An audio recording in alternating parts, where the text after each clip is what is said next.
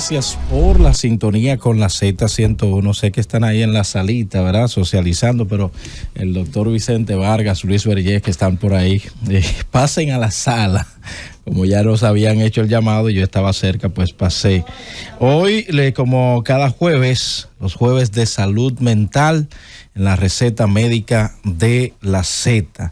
Jueves 9 de enero, año 2025.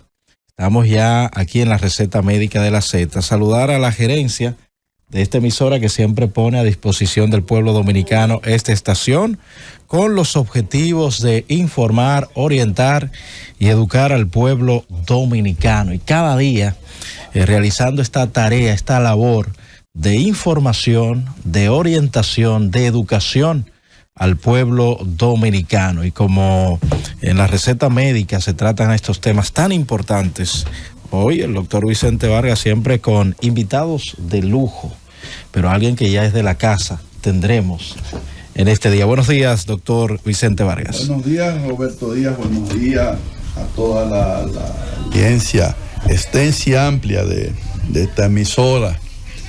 El día está como caliente hoy con el tema de Venezuela, ¿verdad? Sí. Roberto, no es que tú vas para Venezuela en un avión. Venezuela es un país maravilloso, de verdad. Y recordemos y su presidente. Y además de esto, de gente muy solidaria.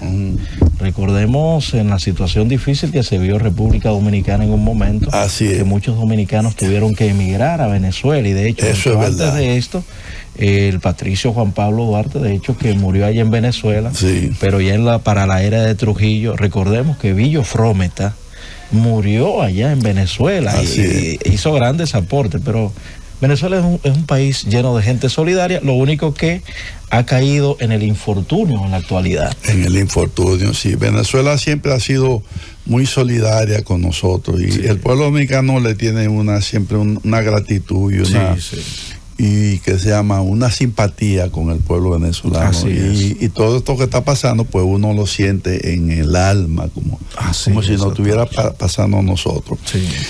Pero no nos vamos a meter ahí, ¿verdad? Porque ese es un tema que puede llevarnos el programa entero. Hoy tenemos nuestro invitado y tenemos ya alguien que es parte de este equipo, de nosotros, de la Z, y una persona sumamente capacitada y además con una gran capacidad de comunicar y de comunicar sobre valores y sobre temas que son importantes para educar en la salud mental de todo el mundo. Tenemos aquí a nuestro amigo el doctor Luis Vergés. Bienvenido, Luis. Gracias Vicente, Roberto, buenos días, como siempre para servirles y bueno, uno de los primeros programas del año, lo que quiere decir que es también un privilegio. Así es.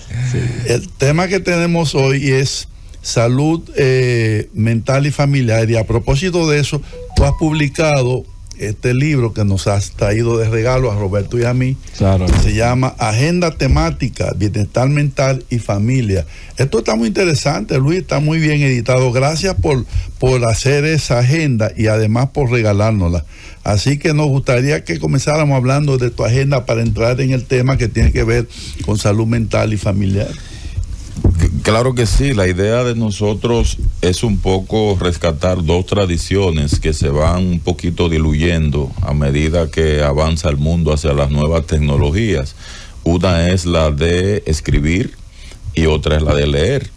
Y definitivamente la combinación de estas dos herramientas fortalecen cognitivamente, afectivamente, emocionalmente a un ser humano. Las agendas, el concepto de agenda está muy de moda ahora por todo lo que está pasando en el mundo, porque hay agendas económicas y agendas sociales. Agenda secreta. Agenda secreta. Y hay una agenda que yo quisiera contribuir a colocar en el diálogo cotidiano de los y las dominicanas, que es la agenda familiar. Y sobre eso es este texto que está muy bien editado. Te felicito. Familiar. Y esa es la idea, esa agenda familiar. Y ahí vemos la parte de la salud mental, porque yo siempre he dicho que la salud mental es lo más parecido al fruto y la flor que no se podría lograr si no tenemos un terreno cultivado apropiadamente. El mejor terreno para la salud mental es la familia, porque ahí es donde comienza todo. Dependiendo de cómo sembremos ahí dentro, vamos a tener un resultado favorable o desfavorable en materia de salud mental, independientemente de que vamos a ver otros factores que inciden en salud mental, pero esa parte es fundamental porque es lo que podemos manejar con educación, con buenos deseos, con los buenos legados, ¿verdad?, de nuestros ancestros y demás. Muy bien. Luis, mira, yo veo que esta agenda, que tú no la entregaste, la estoy ojeando, tiene organizado días y fechas, o sea, realmente es una agenda. Así Explícanos es. cómo funciona esta agenda que tú has escrito. Bien, la agenda tiene un triple uso. En primer lugar, las personas pueden plasmar allí sus propósitos, sus metas, sus actividades normales por fechas. Es una agenda abierta hasta 3 años, 25, 26, 3 años, 27. Sí. Y mira, está como una agenda de verdad. Exacto, es una agenda, claro que sí. Y además de esto, tiene frases célebres. Por cada uno de los meses que tiene el año hay una frase crucial que mueve a reflexión y un tema especializado en salud mental y en familia por cada mes también que tiene el año. Oh, excelente. Lo que quiere decir que es un libro dentro de la agenda, o sea, son 12 capítulos. Pero el primer planteamiento, el primer tema llama bastante la atención. Esto de hecho me trae a memoria salud mental comunitaria, que dice, ¿cómo puedo aportar en favor de la salud mental desde el hogar? Así es, ese es el primer tema que nosotros planteamos, porque ya sabemos que la vida no comienza cuando se nace, sino desde un poco antes, dependiendo del afecto, cómo se acepta la criatura, ya ahí estamos aportando, dependiendo de cómo se da el cuidado de la relación entre la pareja, sobre todo, los niveles de estrés, cómo se regulan de manera apropiada, para que esa criatura que va a nacer pues tenga un cerebro apropiado. No puede haber salud mental si no tenemos un cerebro, y si ese cerebro no se cuida desde antes de nacer, entonces fíjate cómo ya desde la familia estamos aportando la creación de un clima libre de violencias, un clima familiar centrado en los buenos tratos. Ahí comenzamos nosotros a aportar en favor de la salud mental desde el hogar. Estilos educativos saludables, estilo centrado en la disciplina, el amor, los límites correctos, todo eso favorece la salud mental desde el hogar. Wow, increíble, Luis, la verdad que me gustó cuando me la presentaste, pero ahora que lo vas explicando voy entendiendo y me va gustando más. Y me gusta comenzar con preguntas. Yo considero que los terapeutas inteligentes, y tú eres uno de esos terapeutas, más que soluciones hacen preguntas. Si tú comienzas en tu agenda haciendo preguntas, sí. ¿Cómo podemos aportar desde el hogar? ¿Cuál es la pregunta de...? Así es, el primer tema es cómo podemos aportar en favor de la salud mental desde el hogar. Wow, qué pregunta. Esa es la primera pregunta. Y el primer capítulo abre también con otras preguntas reflexivas, sí. Como que lleva a la persona a autoevaluarse. Por ejemplo, que describan 5 fortalezas que poseen como padre o como madre. ¡Wow, qué bien! Hay un segundo ejercicio, plasma al menos 5 debilidades que reconoce tener como padre o como madre. Y un tercer aspecto es usar el espacio para establecer 5 logros que esperas lograr gracias al uso de la agenda. Fíjate que la agenda es interactiva, porque va colocando al lector en una posición de participar, para que sus inquietudes y preguntas queden debidamente respondidas cuando se desarrolla el tema. Excelente, Luis. Luis, muy bueno. ¿Qué lo motivó a usted a diseñar esta estrategia de contribución a lo que tiene que ver con la salud mental a modo de agenda? ¿Cómo nace esto? Mira, esto nace de una reflexión de ya 34 años de experiencia, vida profesional. Fíjate que todos los temas que aparecen ahí de salud mental y familia son precisamente las inquietudes que la gente llevan a consulta. Esas son las inquietudes que la gente te plantea cuando tú vas a facilitar un encuentro, una charla, un conversatorio. Aquí mismo, cuando yo vengo a la Z, que la gente llama, pregunta, la gente quiere saber qué hacer cuando ve determinada situación fuera de lo que conoce. La gente quiere conocer señales, síntomas de ciertas problemáticas de salud mental.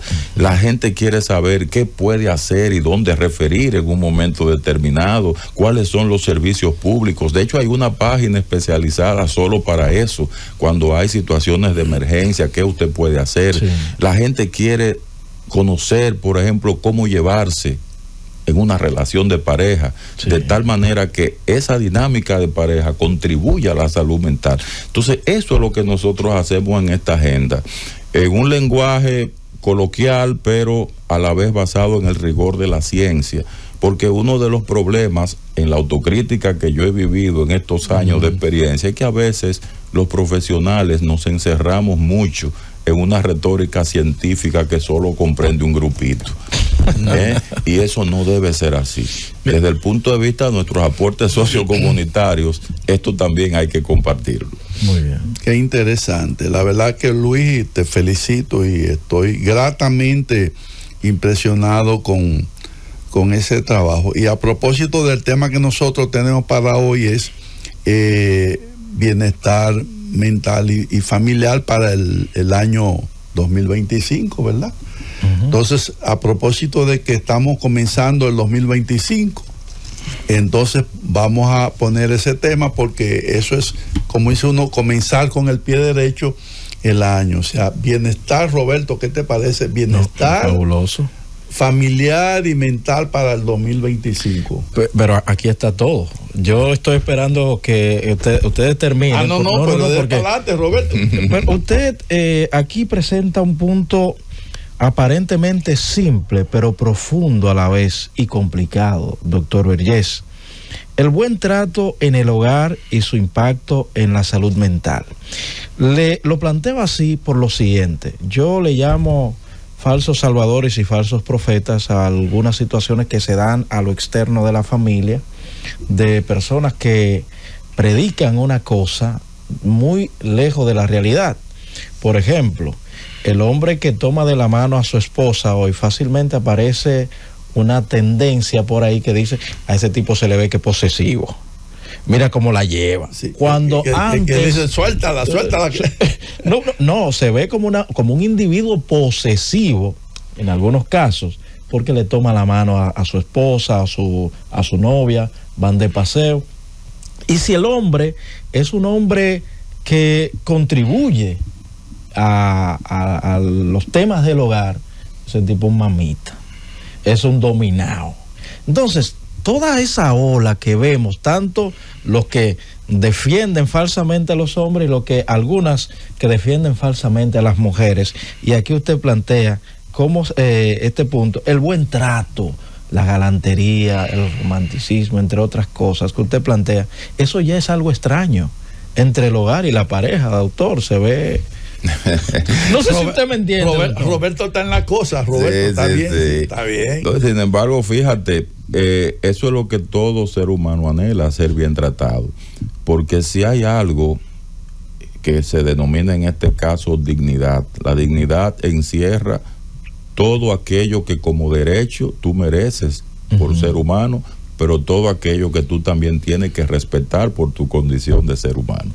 Y no hay un instrumento o herramienta conceptual que nos aclare más la posibilidad de lograr eso que el concepto de buen trato. Lamentablemente es un concepto que no figura en muchas agendas porque ni siquiera se conjuga. Fíjate que lo que se puede conjugar es el verbo maltratar. El buen trato no existe como verbo. Entonces tenemos que construir la narrativa, el discurso y la práctica para que el buen trato sea posible. ¿Por qué razón? Porque el buen trato transmite el mensaje de aceptación, de afecto, de cariño, de comprensión, de estabilidad que necesita un ser humano como nutriente psicológico para poder desarrollarse. Si una persona es maltratada, y ya aquí tengo un psiquiatra de prestigio a mi lado que lo sabe muy bien, el cerebro se daña.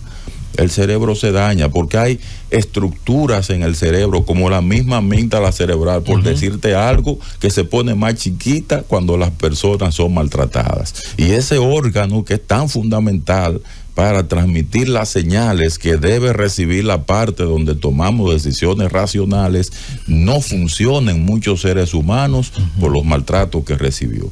Ahora que tenemos a la mano los hallazgos de la ciencia, tenemos que compartirlo con la sociedad, porque no es que todo el mundo quiere maltratar, es que hay mucha gente que no sabe cómo tratar bien.